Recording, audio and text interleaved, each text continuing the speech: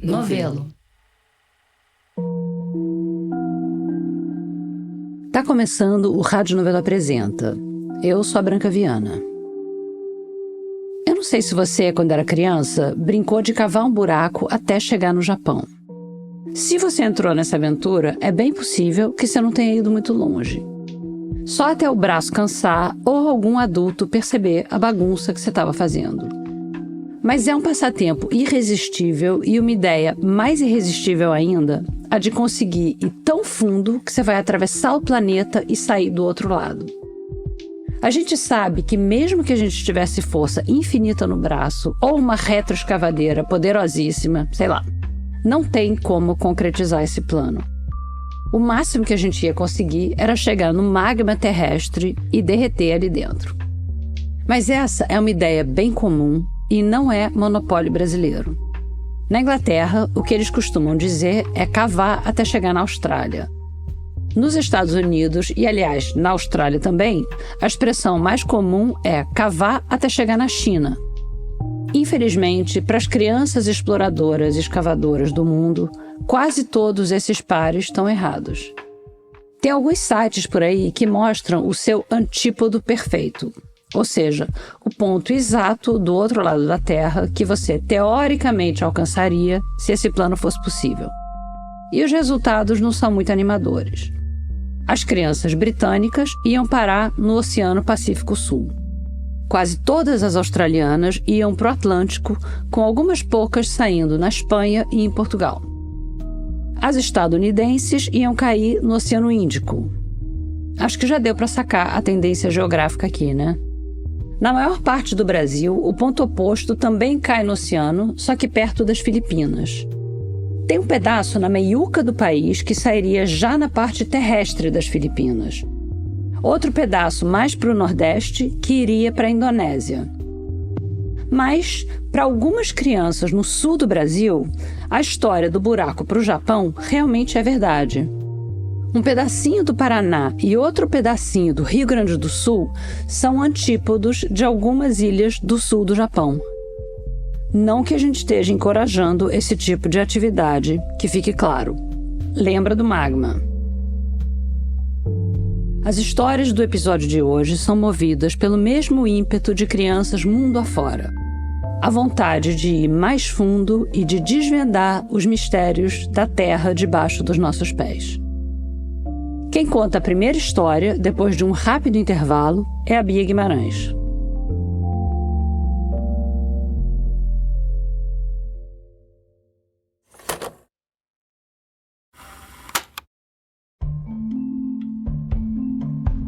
A rainha foi encontrada morta, em casa, numa tarde de abril. A imagem era um pouco chocante. Ela tinha sido decapitada pelo próprio povo. Mas essa não foi a causa da morte dela, porque esse não é o tipo de povo que costuma decapitar realezas. A gente não tá na Revolução Francesa, nem na Inglaterra do século XVI. A rainha provavelmente morreu de velhice e perdeu a cabeça depois. O povo devia estar totalmente desorientado com a morte dela e fez isso sem saber muito bem o que estava fazendo. Perder um líder, uma líder respeitada, não é fácil. E quem que descobriu que ela tinha morrido? Fui eu que vi e chamei você? Mas acho que foi isso. Eu vi, aí eu chamei o Arthur pra confirmar. Ela foi descartada? Foi guardada? O que aconteceu com... Ela foi montada sem cabeça. Sem a cabeça. Não achou a cabeça. E aí nós não sabemos o que fazer ainda. Um indivíduo sem cabeça causa uma estranheza para quem vê, né? Você viu que ela tinha morrido, chamou o Arthur. Teve algum pequeno ritual? Tiramos foto. Nós também fizemos um post na nossa página no Instagram em homenagem a essa rainha. E em particular eu posso dizer que eu fiquei muito triste, né? Porque eu fui buscar esse formigueiro em Botucatu. Como uma jornalista que por muito tempo só cobriu ciência, e especialmente assuntos da biologia, eu tendo a buscar nos outros animais respostas para os problemas da nossa espécie. Quando eu vi o post no Instagram do Museu de Diversidade Biológica da Unicamp, contando que a rainha do formigueiro deles tinha morrido depois de 16 anos de reinado, eu corri pra lá com uma lista de perguntas. A principal delas era um simples "e agora?". O que acontece com o formigueiro quando a líder suprema morre? Que é sempre a pergunta, né? Morreu uma e é isso. As eleições estão batendo na porta, a gente fica toda hora pensando em quem vai governar a gente pelos próximos 4 anos, em como sobreviver às angústias de uma troca de poder. Quem sabe as formigas do museu, que tinham acabado de perder a rainha, quem sabe elas podiam ensinar alguma lição pra gente. Quem me recebeu lá foram a Karina e o Arthur. Meu nome é Karina Gomes, eu sou bióloga formada aqui pela Unicamp e trabalho no Museu de Diversidade Biológica desde 2012. Então, a minha atuação principal na exposição é a monitoria aqui nessa sala do salveiro. Salveiro porque o formigueiro do museu é de saúvas, também chamadas de cortadeiras. Bom, meu nome é Arthur Nishibe Furegatti, eu sou biólogo no museu. Eu trabalho nas coleções de invertebrados com insetos, especificamente com insetos. Aqui no museu eu estou mais de 20 anos, né? Bem mais de 20 anos, né? O Arthur já estava ali quando esse formigueiro chegou, em 2010.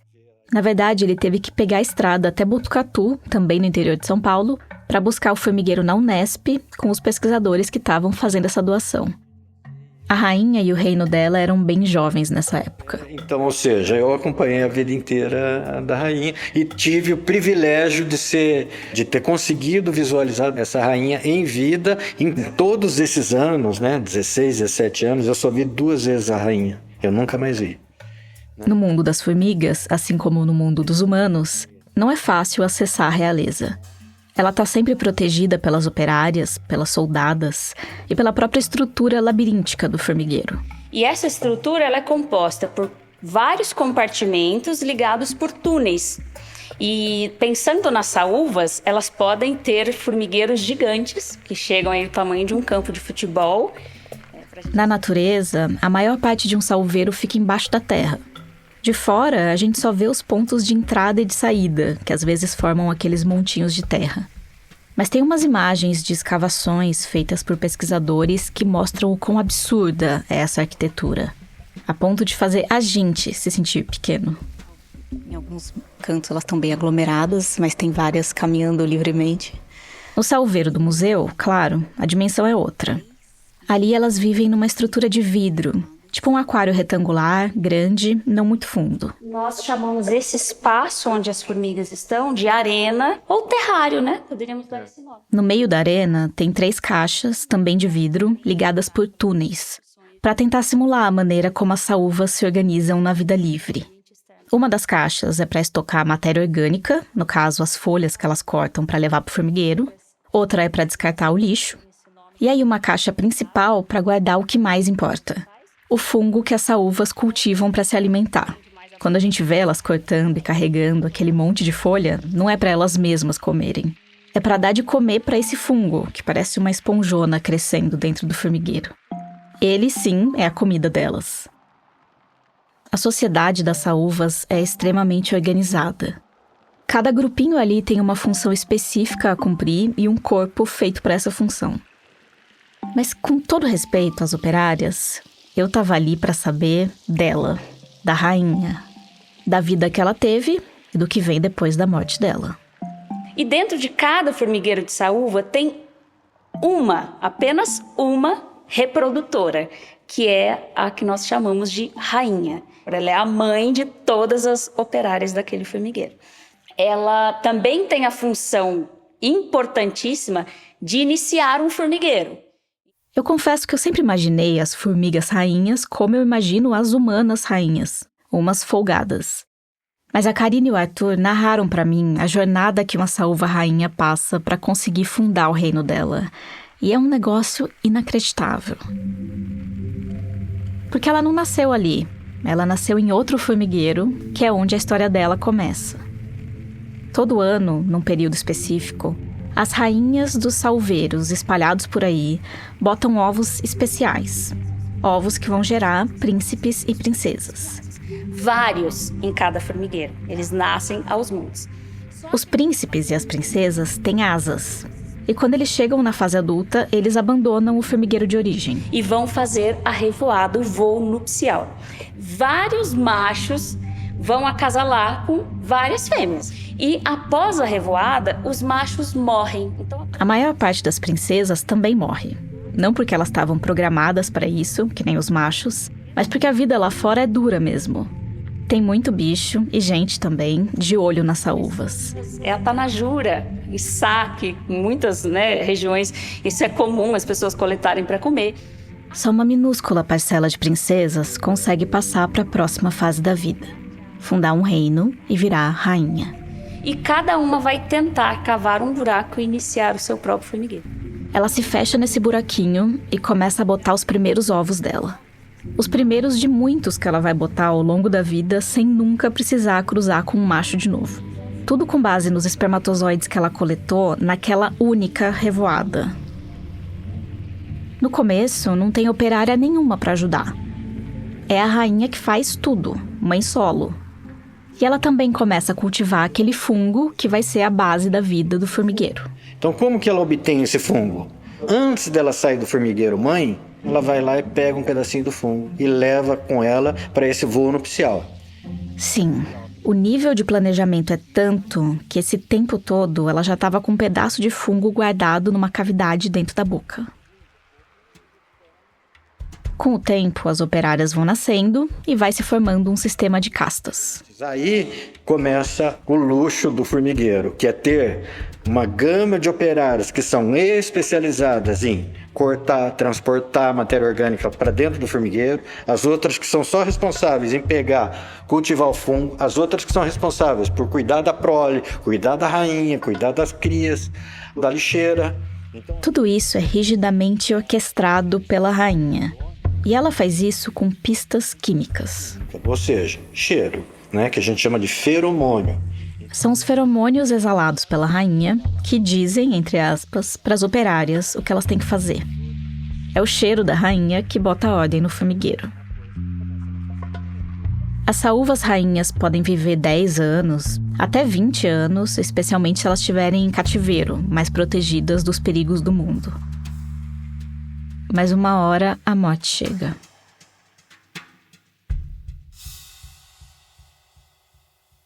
Quando eu saí de casa para visitar o museu, eu estava crente que eu ia conhecer o formigueiro da rainha que morreu e aprender alguma coisa com as sobreviventes. Fazia 2 meses que a líder suprema tinha partido.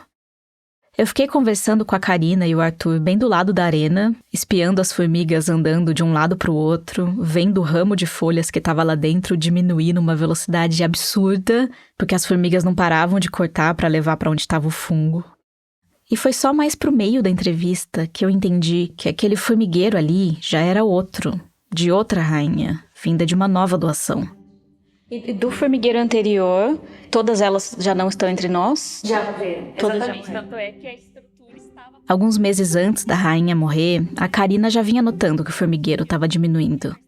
A matriarca, por estar velhinha, estava botando menos ovos, a população estava caindo e a esponja de fungo também estava cada vez mais magrinha.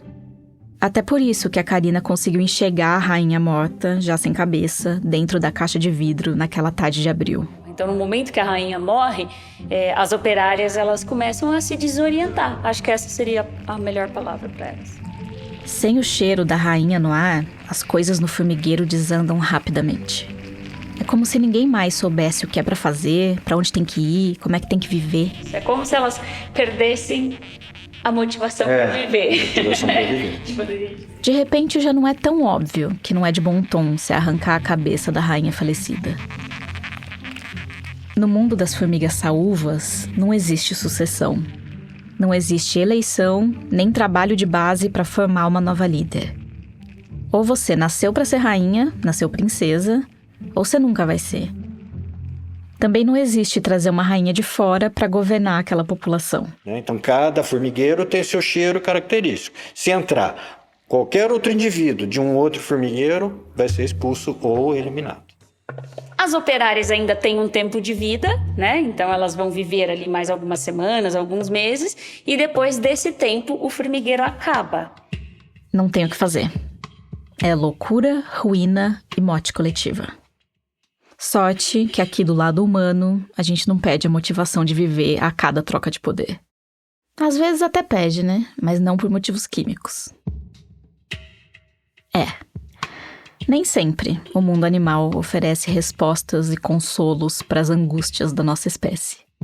E essa mania de querer enxergar nos bichos exatamente a nossa lógica de vida, a nossa forma de sociedade, às vezes só faz a gente parecer meio bobo. Vai ver a lição que essas uvas estão mandando pra gente lá do subsolo seja justamente essa. Lida com seus BO aí em cima que a gente tá aqui fazendo o nosso, ocupadíssimas.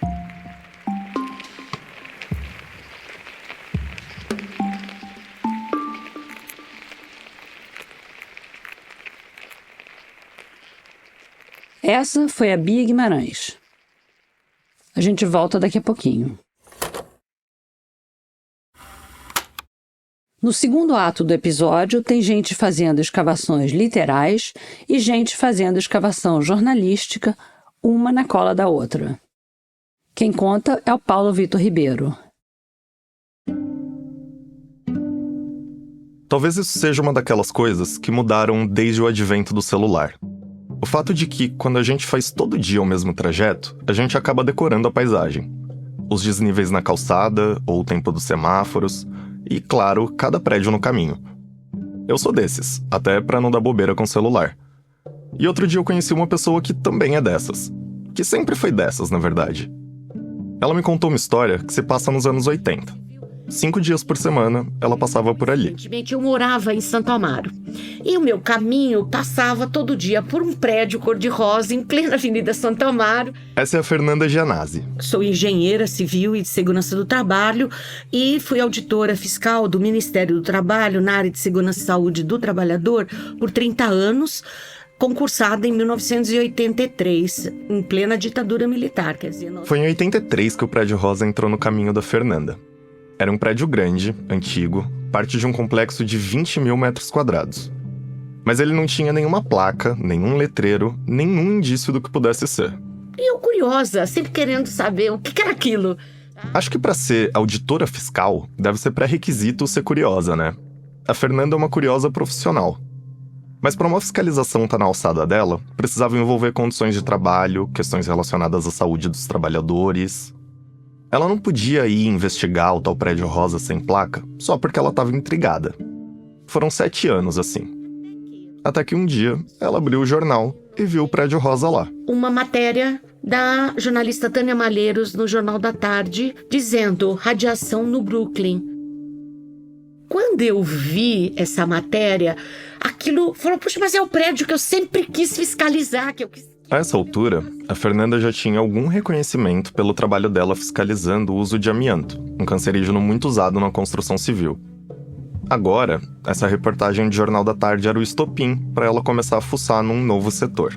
Aí eu consegui uma ordem de serviço e fui até lá. Eu comecei a fiscalizar e aí fui envolvendo os órgãos, o Sindicato de Trabalhadores, o Sereste. Tá? Sereste é o Centro de Referência em Saúde do Trabalhador, um braço do SUS. E também o Ministério Público do Estado. Tudo normal, procedimento padrão, mas com uma novidade. Bom, novidade pra Fernanda. A ferramenta nem tava tão nova assim. E eu com um contador Geiger velho, que tinha um bico. A única coisa que funcionava bem é que ele apitava tudo que tinha de radiação. Então ele fazia um barulho e era bastante expressiva essa situação. Contador Geiger talvez você já tenha visto em algum filme sobre espionagem, Guerra Fria, desastres nucleares. Mas eu me surpreendi que a Delegacia Regional do Ministério do Trabalho tivesse um desse à disposição, porque, né, pra que um medidor de radiação ia servir na cidade de São Paulo? Mas nesse caso fazia todo sentido. Perguntei pra Fernanda quanto deu a medição com o contador. Ela não se lembrava, mas lembrava do som. E eu com aquele contador, a hora que eu me aproximava... Tanto que cada vez que eu chegar lá, vem a mulher com um contador que só apita. Virou até meio que, assim, cômica a coisa, mas era trágica. Até teve uma matéria que foi feita comigo e aí o repórter diz assim: estamos aqui acompanhando uma fiscalização Chernobyl no Brooklyn. Você imagina o impacto disso? Eu me interessei muito pela questão nuclear, porque eu vi quantos segredos havia, né? Havia muitos segredos, havia uma mina de informações a serem apuradas e muitas coisas estranhas, né? Essa é a Tânia Malheiros, autora da matéria que chamou a atenção da Fernanda.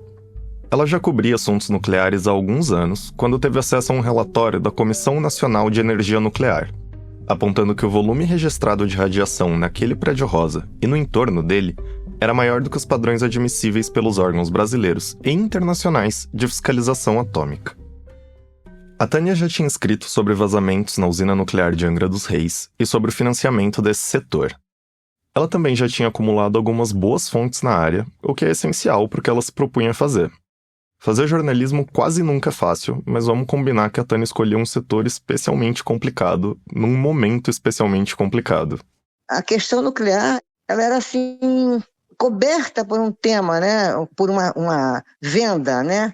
Um manto do segredo, né? Era tudo muito segredo. Imagina na época da ditadura, ninguém podia falar nada. A Tânia levou anos entre ter acesso àquele relatório e entender de onde tinha surgido a, entre aspas, Chernobyl paulistana. A história do Prédio Rosa começa antes da ditadura e se estende para depois dela. E acumula segredos em todas essas eras. O nome dessa empresa, que nem eu sabia que ela existia um dia, chamava-se Orquima. Esse Orquima ninguém falava, ninguém pronunciava. Foi uma luta para conseguir desvendar isso. A Orquima desapareceu do mapa, foi transformada nessa Nuclemon. Tem muita gente boa aí, o Paulo, que tem vergonha de dizer que passou por lá, tá?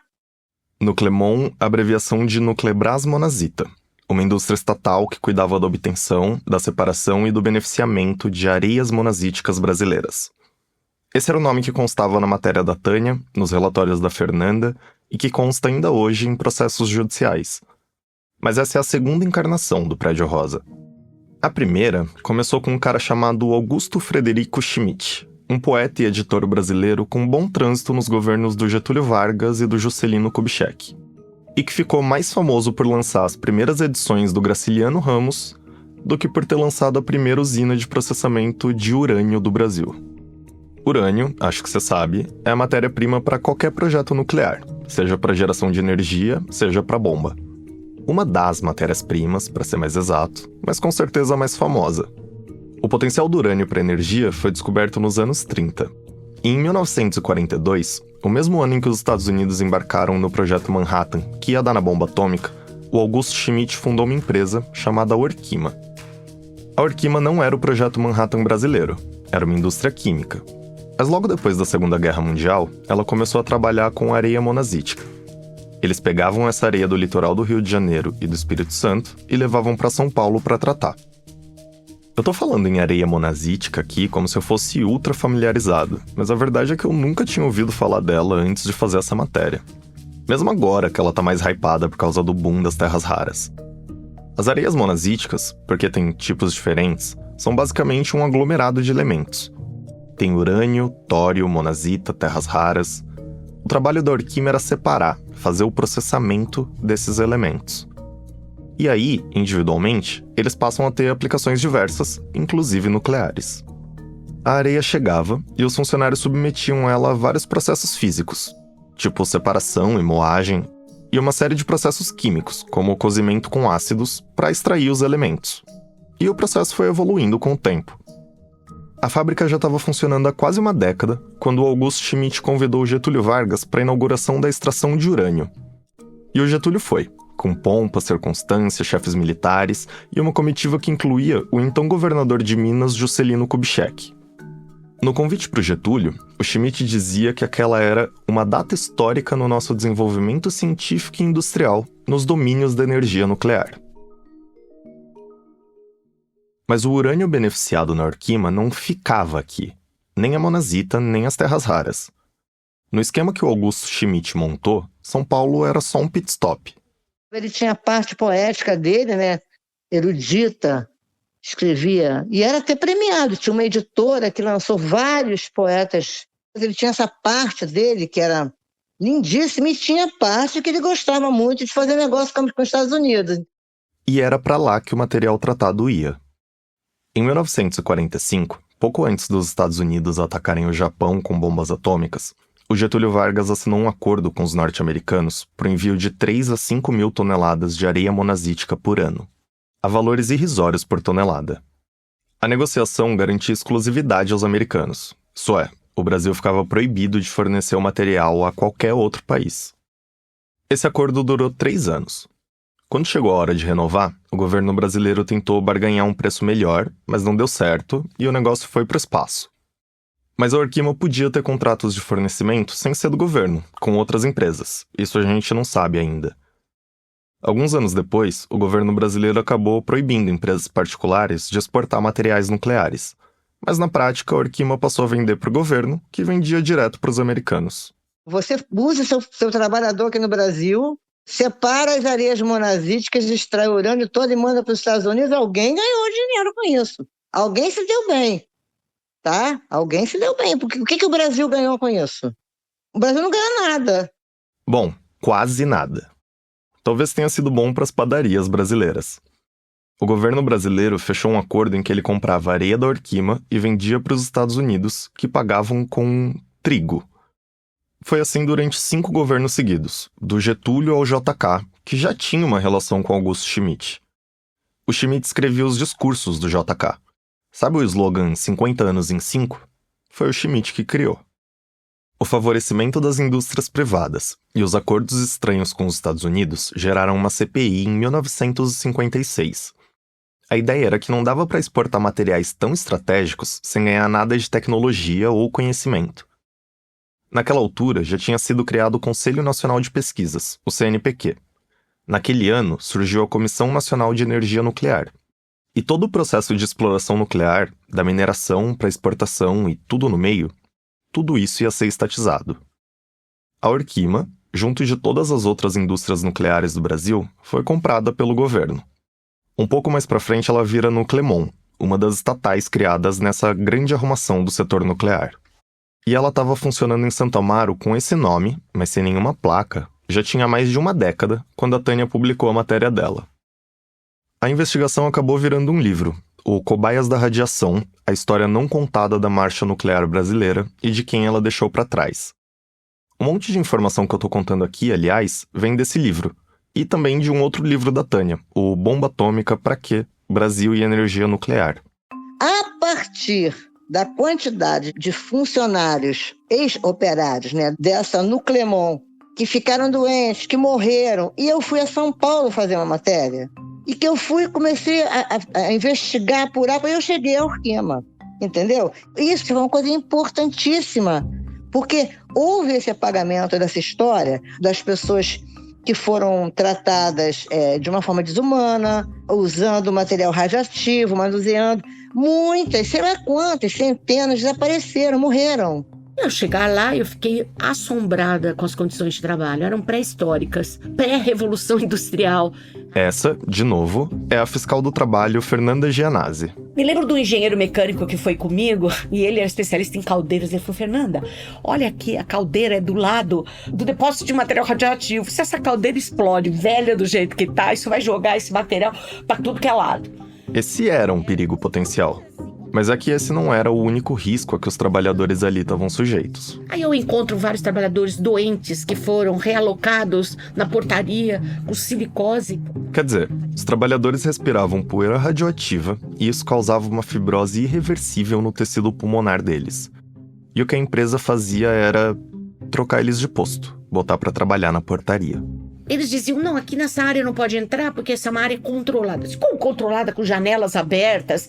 Coisas assim, controlada pra quem? Eles então colocavam lá umas proteções, assim, umas gambiarras, para que não houvesse vazamento para fora da edificação. Mas era impossível, porque você não pode dizer que só tem um tipo de radiação. Era numa área dita controlada, que de controle não tinha nada. Os trabalhadores da produção até tinham equipamentos de proteção individual. Os dosímetros, que ficavam afixados no corpo deles e marcavam índices de radiação acima do permitido, óculos de proteção, luvas, macacão. Não, tudo muito precário. É assim, como se os trabalhadores estivessem trabalhando com, vamos dizer, uma poeira... Sempre poeira faz mal, tá? Mas existe a chamada poeira respirável, não respirável, poeira tóxica, não tóxica. Como se fosse algo... Fazia parte do mundo deles aquilo. Então, assim, eu não acredito que eles tivessem noção da gravidade da situação e de que eles iriam adoecer. E a Fernanda nem tá falando só de quem mexia com a areia mesmo. E apareciam alguns casos relacionados diretamente à radiação, como o caso de um técnico de segurança, que até está no meu laudo, e que ele apresentou um quadro de leucopenia. Leucopenia é uma condição médica em que os leucócitos, os glóbulos brancos do sangue, ficam abaixo do normal. Isso pode acontecer por vários motivos. Uma gripe forte ou a infecção por outro vírus, tipo HIV, mas também por uma dieta deficiente, algum problema na medula óssea. Mas a consequência é sempre o prejuízo da imunidade, porque os leucócitos são o principal sistema de defesa do corpo contra vírus e bactérias. E esse caso que a Fernanda está falando é de um técnico de segurança. Quer dizer, ele não era um trabalhador diretamente da produção, mas os glóbulos brancos dele foram diminuídos pela exposição à radiação. Eu ouvi da vizinhança, tá? Gente, famílias inteiras que tinham morrido de câncer, que nunca foram investigados, todos morando ali do lado praticamente, né? Uma das medidas que a fiscalização adotou foi encaminhar os funcionários da usina de Santo Amaro para o Centro de Referência em Saúde do Trabalhador daquela região. Os usuários que têm algum problema que possa estar relacionado com o trabalho, eles ou procuram espontaneamente ou são encaminhados para o centro de referência para você fazer o nexo causal relacional que eles têm com a ocupação deles. Essa é a Maria Vera Cruz de Oliveira, que atendeu os trabalhadores da Nuclemon lá. Pelo centro de referência passaram, na época tinha em torno de 400 trabalhadores, passaram uns 150 com a gente. A Maria Vera lembra que desses funcionários, vários chegaram no centro de referência com perda auditiva. Ela citou a leucopenia, né, que a Fernanda já tinha comentado, que é a diminuição dos glóbulos brancos e que ela atribuiu à exposição à radiação. E como a especialidade da Maria Vera é a pneumologia, ela lembrava bem dos casos de silicose, que ela chama pelo nome mais abrangente, pneumoconiose. Casos de pneumoconiose, porque eles processavam a areia monazítica e aquilo fazia com que ficasse suspensão no ar sílica, terras raras, produtos que podem se depositar no pulmão e causar fibrose, que é o que a gente chama de pneumoconiose. A grande maioria eram homens, tinham pouquíssimas mulheres trabalhando lá. A Maria Vera chegou a visitar a fábrica, e como a Fernanda, ela também notou as janelas abertas. Quer dizer, todo mundo, do chão de fábrica, à faxina, ao administrativo, estava exposto à radiação e poeira tóxica. É claro que algumas pessoas tinham uma exposição maior, né? Quem trabalhava nos moinhos, quem trabalhava direto com aquilo. Mas eles carregavam o saco com material que seria desprezado. Era muita exposição. Um monte de gente exposta à radiação todo dia e sem nenhum monitoramento. Bem ou mal, em Goiânia foi feito isso. Você coloca toda aquela população que estava assombrada, apavorada, né? Que vai lá e aceita ser monitorado. O caso de Goiânia que a Fernanda está falando, você deve imaginar, é o acidente com o césio, em 1987. Saiu recentemente uma série ficcionalizada sobre o caso, o Emergência Radioativa, na Netflix. Mas eu vou dar uma resumidinha aqui para quem não sabe do que se trata. Em setembro de 87, um grupo de catadores de lixo encontrou aparelhos de radioterapia abandonados, sem nenhum cuidado. E eles entenderam que a cápsula de césio que tinha ali dentro tinha algum valor, porque o material realmente é super bonito, um pó azul, brilhante. Muita gente se encantou com o material, passou no corpo, enfim. Foram 4 as mortes diretas e centenas de contaminados. Uma tragédia. Mas no caso de Goiânia, talvez por ser um acidente, um caso concentrado, com muito apelo midiático, o governo fez às pressas uma operação de mapeamento. Primeiro retraçando por onde o pó azul radioativo tinha passado, depois convocando quem achava ter tido contato com ele. Era para entender a extensão do problema de saúde, encaminhar todas as pessoas afetadas para tratamento e também para impedir novas contaminações. As vítimas goianas também foram colocadas em um programa de acompanhamento que incluía exames genéticos. Mas para os trabalhadores da Nuclemon, nada disso chegou. E daí o que a gente tem é justamente a prova de que eles estiveram expostos, e a gente tem isso não só pela avaliação ambiental, mas pelos exames que foram feitos na época, que mostram que realmente eles tiveram exposição. Tinham índices de urânio, de tório na urina, nas fezes elevados, mesmo trabalhadores da parte administrativa. Em tempo, as consequências da contaminação por césio e por urânio não são as mesmas. Por tório também não, claro. Cada elemento emite um tipo de radiação que causa uma consequência diferente no organismo.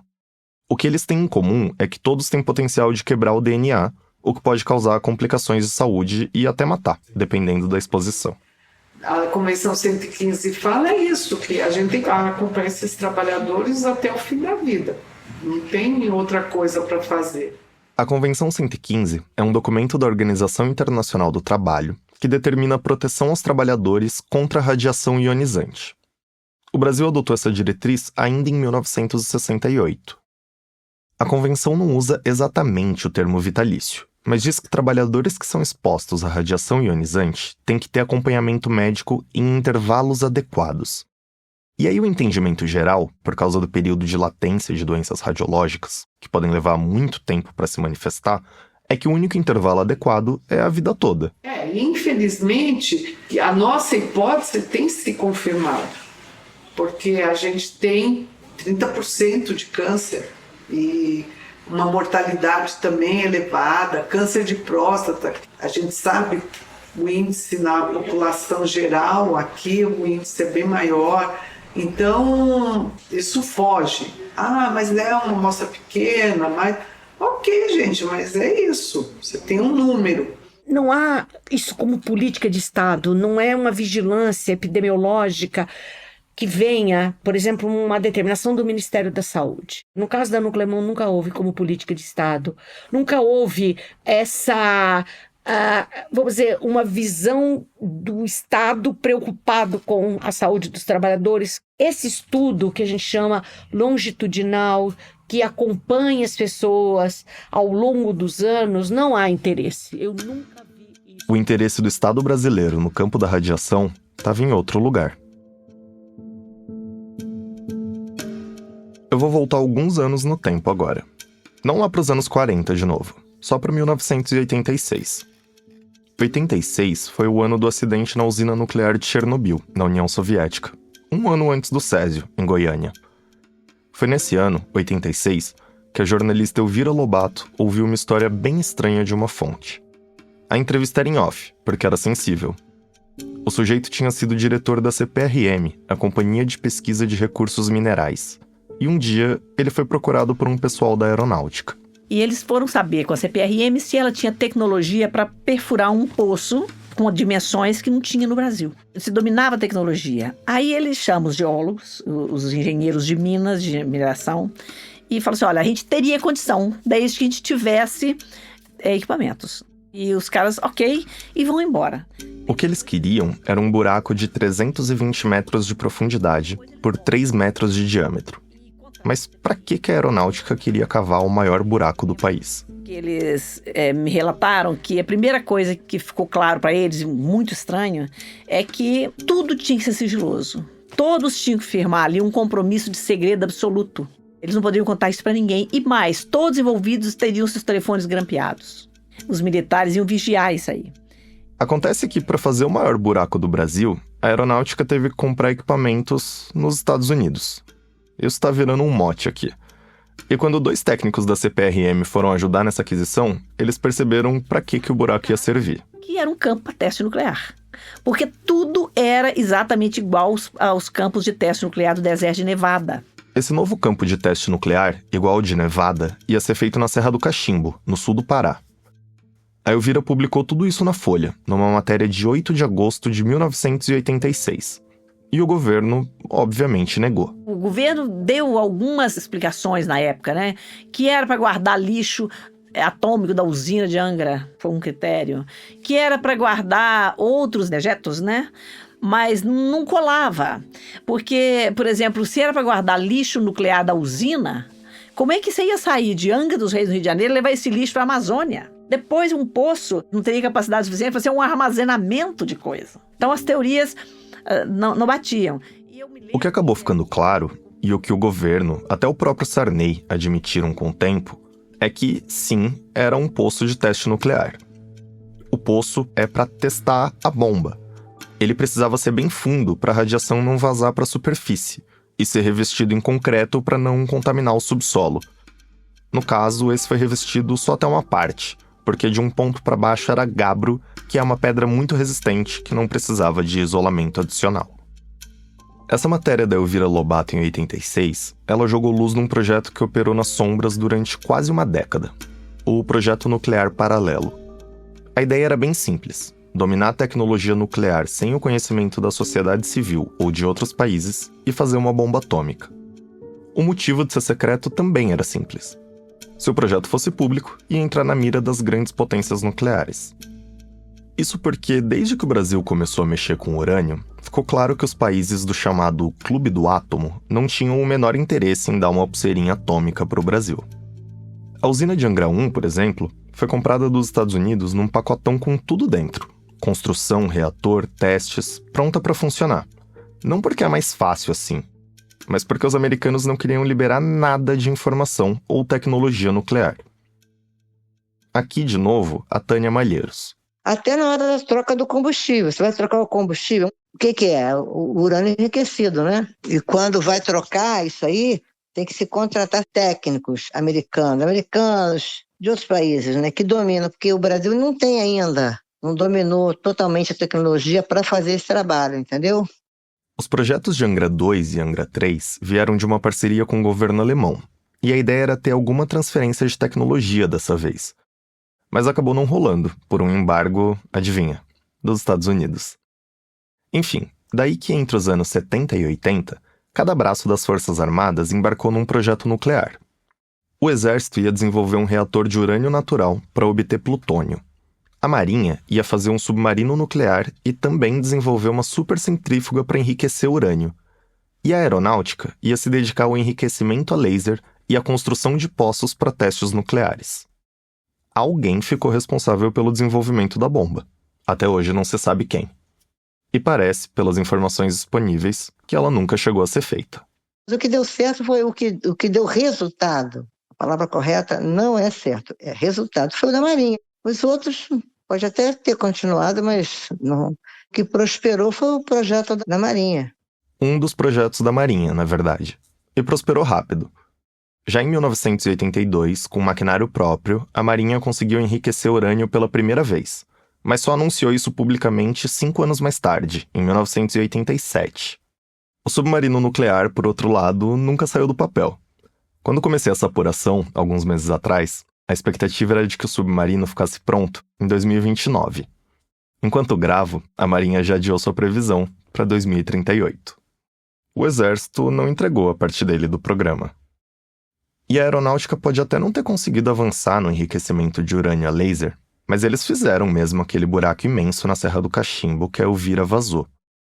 Quem resolveu fechar foi um insuspeito Fernando Collor, numa cerimônia bem midiática em que ele fez questão de jogar uma primeira pá de cal. Isso é triste, sabe, Paulo? Porque é dinheiro público, sabe? Dinheiro que podia estar na educação. Eu, sinceramente, eu acho até um pouco assim um descaso. Hoje em dia, Angra 1 e Angra 2 geram cerca de 2% da energia elétrica do Brasil. Isso é menos do que o carvão até. Angra 3, por sua vez, nem chegou a existir propriamente. As obras da usina estão estagnadas em 65%, e volta e meia o governo discute se eles devem concluir o projeto ou abandonar ele de vez. Qualquer uma das decisões deve custar em torno de 20 bilhões de reais. Quanto à produção de urânio enriquecido no Brasil, o combustível para essas usinas funcionarem, né? A nossa produção não atende nem a demanda de Angra 1. A gente ainda importa mais do que produz. Da ambição nuclear brasileira, o mais concreto mesmo parece ser as vítimas. Quando ele falou em Itu, eu me lembrei que Itu, aquilo lá já estava rachado em 80, né? Sei lá, 81. É como Interlagos, né? Há quantos anos a gente fala daquele problema? Durante a apuração dessa história, eu fui convidado para assistir a uma reunião da Associação Nacional dos Trabalhadores da Produção de Energia Nuclear, a ANTPEM, em São Paulo. A organização é composta majoritariamente por pessoas que foram ligadas à Nuclemon, ex-funcionários e esposas e filhos, no caso de pessoas já falecidas. O encontro começou com 1 minuto de silêncio, em respeito ao falecimento de 2 associados naquele mês. Depois me contaram que essa cena fica mais comum a cada reunião. A Nuclemon fechou as portas em 1992. Logo, todos os funcionários foram mandados embora. O prédio ficou para estocar rejeitos radioativos. Na verdade, uma parte dos resíduos ficou lá, outra foi transferida para outra usina da estatal, em Interlagos, também na zona sul de São Paulo, e outra parte ainda foi para uma instalação em Minas Gerais, na cidade de Caldas. Interlagos e Caldas ainda armazenam um lixo radioativo, mas o prédio rosa foi demolido. Naquele mesmo ponto da Avenida Santo Amaro, hoje tem um condomínio residencial. Os operários da indústria atômica ficaram anos sem se encontrar. Quando a empresa fecha, há uma dispersão tremenda, né? Eu fiquei em contato com 2 ou 3 e me incomodava muito o fato, eu dizia, gente, vocês precisam fazer alguma coisa, precisam se organizar. Aqui, de novo, a Fernanda Gianazzi. Mas eles, assim, no início, eles estavam um pouco incrédulos sobre qual é o poder que a gente tem contra uma empresa, né, que é dominada, é regida pelo Estado. Eles ficaram um pouco reticentes. Chamo de novo esses meninos da antiga Nuclemon, digo, vocês têm que fazer alguma coisa. E aí, não tinha nenhum advogado que queria pegar a causa deles, porque é uma empresa estatal, porque tinha um problema de prescrição, a empresa já estava fechada, enfim, coisas assim, tudo era pretexto para que eles não tivessem apoio. Eles conseguiram criar a associação só em 2006, e desde então 2 categorias de processos foram protocolados na justiça. Um deles pedia, com base na Convenção 115 da OIT, a manutenção de um plano de saúde para os trabalhadores. Mais de um processo desse tipo foi feito, atendendo diferentes grupos de ex-funcionários. Hoje, 2 grupos conseguiram esse benefício da sucessora da Nuclemon, a INB, que é a sigla de Indústrias Nucleares do Brasil. Mas a doutora Maria Vera, que ainda acompanha eles de perto, diz que não é um processo fácil. De repente, do dia para a noite, foi cortado o plano de saúde. Uma vez que as operadoras começaram a conversar sobre mas não vale a pena esse número de vidas pelo gasto, não sei o quê. Então, é uma conversa bem, bem chata. Com certeza, eles não pagam de bom grado esse convênio. Essa é uma vitória colateral do processo. Sabe, a gente considera uma vitória, mas, enfim, era uma das reivindicações, mas não é a principal, né? A principal reivindicação são as indenizações aos trabalhadores da indústria. E esse processo é ainda mais difícil. Quem me guiou por esses detalhes foi a Érica Coutinho, advogada da Associação Nacional dos Trabalhadores da Produção de Energia Nuclear. No primeiro momento, a decisão que veio foi uma decisão de prescrição. Entendeu-se que a associação já estava formalizada há muitos anos e a ação já deveria ter sido proposta. Entendeu-se também que a fábrica havia sido fechada há muito tempo e que os malefícios que os trabalhadores já sabiam também poderia ter sido levado antes ao Poder Judiciário. A Érica está representando a associação numa ação civil pública na Justiça do Trabalho. Quando nós entramos com a ação civil pública, é um pouco para demonstrar para o Poder Judiciário que os adoecimentos eles não são coincidência. Ou seja, nós não estamos falando de uma pluralidade de casos que acontecem, mas que eles não têm relação. Então, quando você faz uma ação civil pública, que foi o que nós decidimos fazer em 2018, quando a gente entrou com a ação, era para dizer um pouco isso. Olha, nós temos uma quantidade grande de trabalhadores já monitorados que têm doenças mais ou menos comuns. Então, existe uma incidência maior de câncer, por exemplo, nessa população. Existe também já muitos documentos médicos e publicações científicas fazendo essa relação. Então, é possível indicar que existe, pelo menos indícios, né, muito fortes de que nós estamos falando de um ambiente insalubre e adoecedor, capaz mesmo de deixar sequelas. Na reunião da associação que eu participei, eu vi um número grande de mulheres representando seus maridos, ou os pais já falecidos. Uma delas era Maria das Neves Pires dos Santos. Ela foi casada com Antônio José dos Santos. Ele trabalhou por 10 anos na Nuclemon, entre 1974 e 1984. e ele morreu no fim de 2025. Ele desenvolveu um câncer, aí eu levei ele no médico, o médico examinou, foi comprovado, só que o câncer estava assim, pequenininho. Aí o médico passou umas sessões de radioterapia, ele fez 37, ele chegava em casa só o bagaço, não tinha ânimo para nada, emagreceu terrivelmente e ficou fazendo aquele tratamento. Ele conseguiu viver uns 5, 10 anos, no máximo, por aí, bem de saúde. Depois começou tudo de novo. Eu não sou nenhum especialista no assunto, mas parece meio básica a ideia de que se um trabalhador é exposto à radiação, ele vai ter uma chance maior de ter complicações de saúde. Mas o que eu aprendi pesquisando para essa história é que mapear isso, provar isso, é mais complexo do que parece. Para começar, por mais que tenha gente que chame a Nuclemon de Chernobyl paulista ou de o Césio de São Paulo, esse é um paralelo que não funciona muito. Aqui não teve pó azul brilhando e gente morrendo em questão de dias. Também não teve aquelas nuvens imensas pairando em cima da Europa. Foi uma tragédia em câmera lenta, um time-lapse de quase meio século, de uma atividade que, apesar de ter sido estatizada, sempre foi meio feita às escondidas. Daí o prédio rosa sem nenhum letreiro, né? E tudo isso sem nenhum monitoramento, no melhor dos casos por ignorância, no pior por descaso mesmo com os trabalhadores. Mas haja boa vontade para acreditar no melhor dos casos depois de ouvir tudo isso. Mas enfim, fato é que, por todos esses motivos, é muito difícil provar por A mais B que aquele prédio rosa foi a causa da morte de sabe-se lá quantos trabalhadores, nem da doença de sabe-se lá quantas pessoas relacionadas. E a doutora Maria Vera me lembrou de mais um complicador para provar essa causa e consequência. A gente não sabe, né, até, que o câncer é multifatorial. Ela me explicou que o câncer é causado e agravado por um monte de fatores. Daí, por mais que a gente saiba que radiação ionizante é um fator muito fortemente associado com câncer, não dá para desenhar uma seta entre a poeira voando pelo ar naquele prédio rosa e um câncer que dá os primeiros sinais 1, 3, 10, 20 anos depois. E existe um exame que chama dosimetria citogenética, que você poderia pegar esses trabalhadores aqui e fazer um estudo da parte genética deles. E talvez você visse alguma aberração, alguma coisa que apontaria para um potencial de ter doença neoplásica. No Brasil não existe isso. A gente não tem esse mapeamento. O que a gente tem é a suspeita, os indícios. Que nem no caso do Antônio, o marido da Maria das Neves. Ninguém nunca explicou isso para ele. Nunca falou, olha, isso aqui é químico, isso aqui prejudica a saúde. Ele mexia na monazita e no urânio. Ninguém falou isso para ele, ninguém. Tanto é que ele teve uma época que ele estava se sentindo mal, ele falou assim, eu não vou continuar na Nuclemon, porque eu não estou muito legal. E antes que eu piore mais, eu vou sair.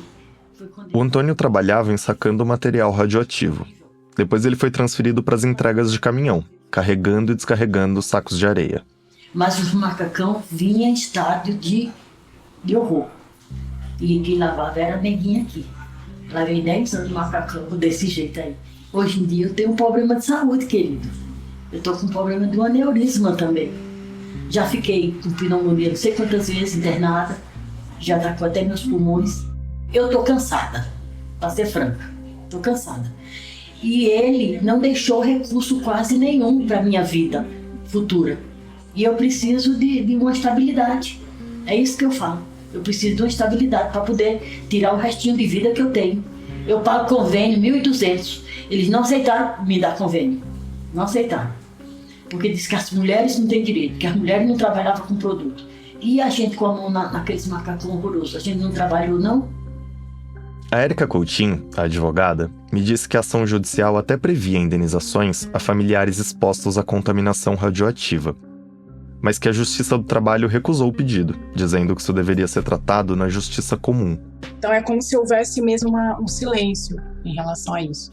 E tendo a achar que, até do ponto de vista médico, é uma análise que talvez não se faça. Então, se a viúva chega e ela fala, eu me sinto assim, dificilmente se pergunta com o que seu marido trabalhava. A pergunta geralmente tem mais a ver com aquilo que a pessoa em si fazia, mas não sobre a organização no familiar, né, e os trabalhos dos outros integrantes da família. É um grande silêncio mesmo que se tem a respeito disso, né? E não é que seja não é pouco comum que quando são as mulheres também haja mesmo esse silêncio, né? Do ponto de vista da medicina, do poder judiciário, enfim. Não é uma fala que surpreenda, né? No momento, o Superior Tribunal do Trabalho está analisando o pedido de indenização aos trabalhadores da Nuclemon e às famílias dos que já morreram. E detalhe, se essa decisão não for favorável, eles podem perder até o convênio médico também. Aqui, de novo, a jornalista Tânia Malheiros. O Brasil precisa fazer um ajuste de conta com essas pessoas da Orquima, que é a Usan, que é a Nuclemon, que estão morrendo sem receber as indenizações. Um ajuste de conta muito tardio, mas que o Brasil precisa fazer através das indústrias nucleares do Brasil.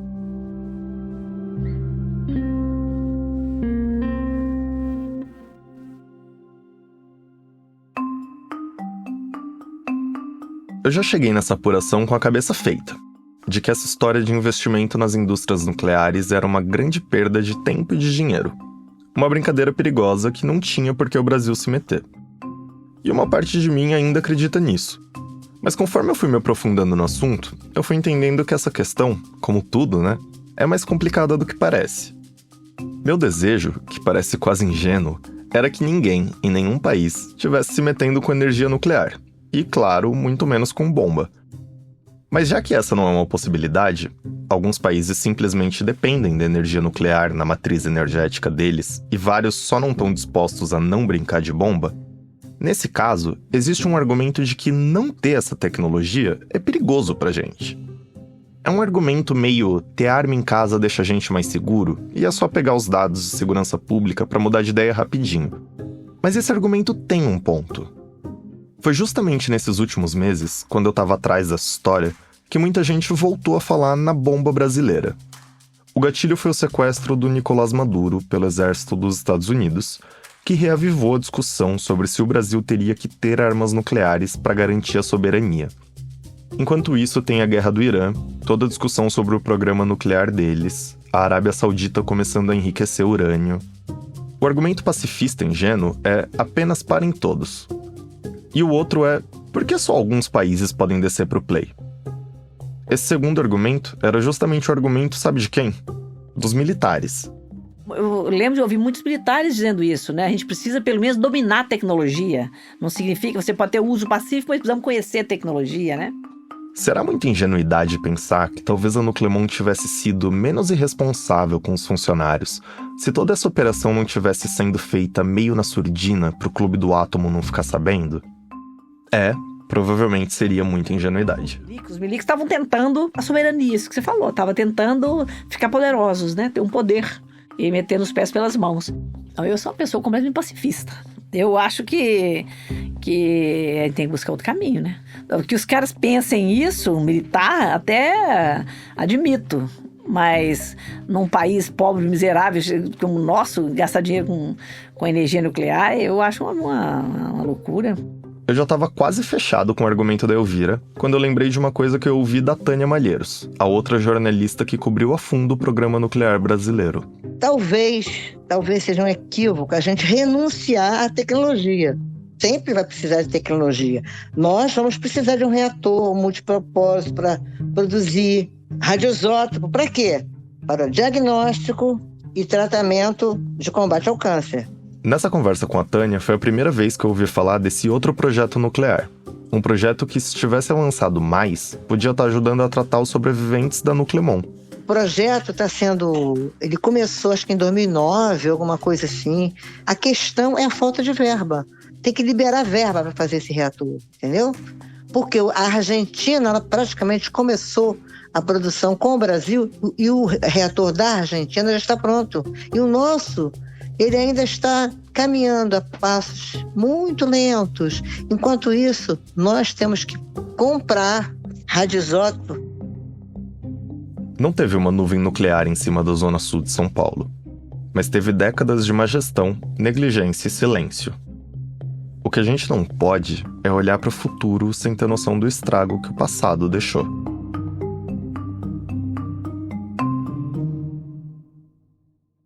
Esse foi o Paulo Vitor Ribeiro. Obrigada por ouvir o Rádio Novelo Apresenta. Você já sabe que tem episódio novo toda quinta-feira.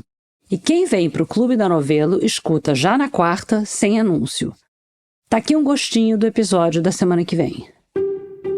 Eu falei, olha, eu vou fazer seu filme e tal, mas eu tenho medo de fantasma. Eu não quero que você apareça. Se você aparecer, eu paro tudo. Mas você pode falar.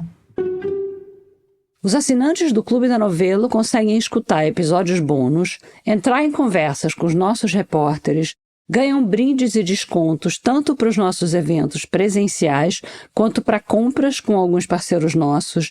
E, além de tudo, claro, você ajuda a gente a produzir mais histórias que você nem sabia que precisava ouvir.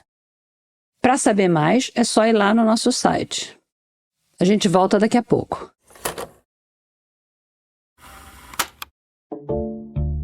No post desse episódio no nosso site tem fotos do formigueiro no Museu da Diversidade da Unicamp.